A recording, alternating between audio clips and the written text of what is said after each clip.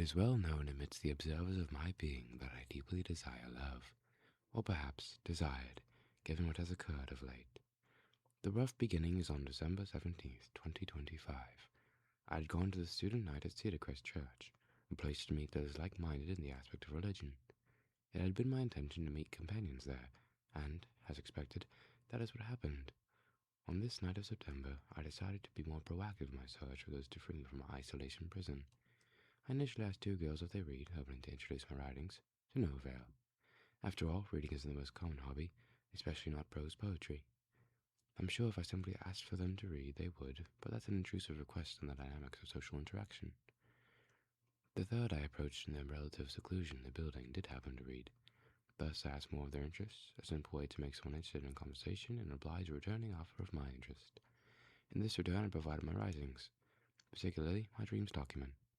We talked more about general life, leading into Christianity when the exchange turned stale.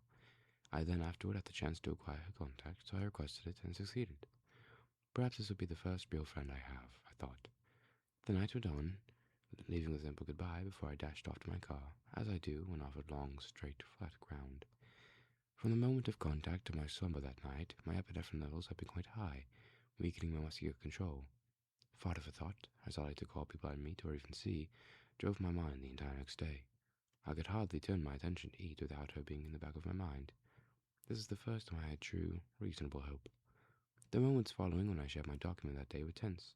She only read the first few. But how had she perceived the suffering section? She told me in the evening of that Thursday that she would read the rest, and I was again tense. The complexity of the thoughts and considerations I had duelled with the simplicity of my passionate desperation. I was curious to know if she would be the person to understand me.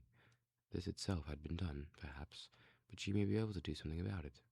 I had tried so hard to convey myself, yet can this effort succeed in allowing someone to comprehend the extremities of my heart? I could only wait. The first message back informed me of her completion of the document. This meant she read, and given the time spent, fully absorbed the text.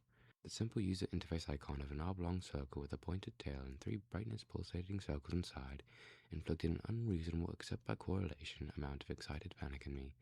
The message finally sent, and I took what felt like a millennia per word to read it. It merely expressed her shock, as I figured she'd have. I inquired of her interpretation of the writings, desiring the knowledge of her intents on handling such deep information in my soul. She now possessed the control panel to the nuclear reactor of my heart, currently trying not to melt down, yet the instability desiring to be let free by someone, unleashing my true, radiating love. Perhaps it'd be better to meet in person before any discussion happens. Boop! Perhaps it'd be better to meet in person before any discussion happens over such a meaningful topic over text, I suggested. She agreed to discuss it over a drink at a cafe that Saturday. Maybe curious of her appearance. What importance does this hold? Her traits can only amplify or detract from my primal attraction to her, so all you need know is the amplification, disregarding other factors, is immense. The specifications of such traits only holds the role of being able to be poetically described by me to make her feel special, despite the factual aspect of this uniqueness already being true. Now, returning to our second meeting at Noble Domain, I sat and waited in the corner with my drink.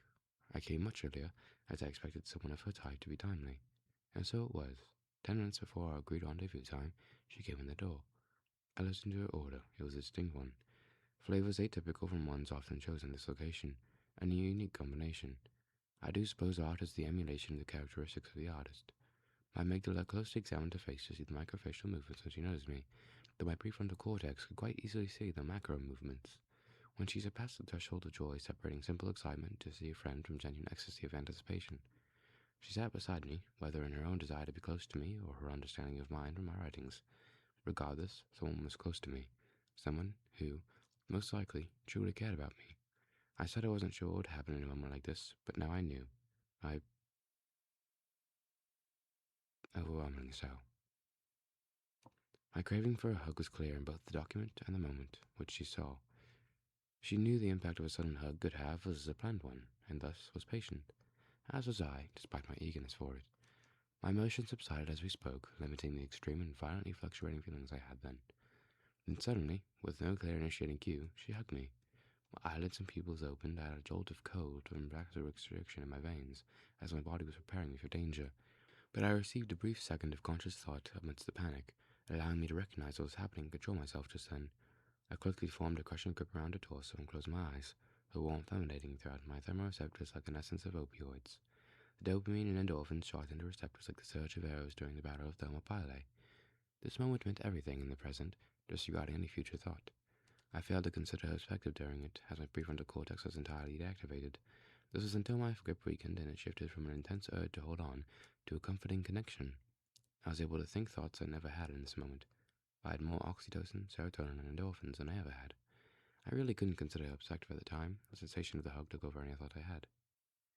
As I leaned back from her embrace, my mind shifted. Looking into her eyes, I went from only thinking about the sensation of the hug to her beauty. This led to general thoughts of how amazing she is and how fortunate I was to have found her. I was unsure at the time if she shared the same sentiment, but in that moment, her desiring me was the last thing I was thinking about. I did ask of her perspective the next day, though, and got a simple answer. She compared me to an exploration, something which may have treasure at the other end. Honestly, there are many things I'm yet to know of her. Her views on me, how much she desires me, what she seeks in life, etc. But my desires are somewhat simple.